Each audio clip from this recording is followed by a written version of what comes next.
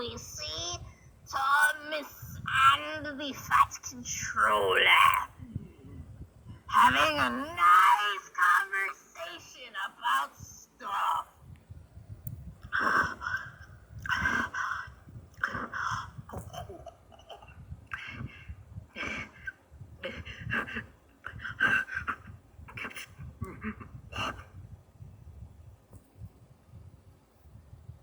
"Hello, Thomas," said the Fat Controller.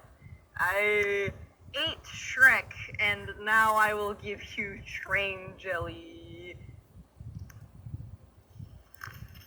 Train jelly is one of Thomas's favorite dishes.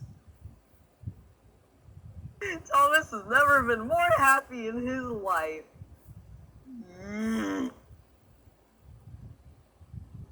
And so the Fat Controller put the train jelly down Thomas's non-existent throat.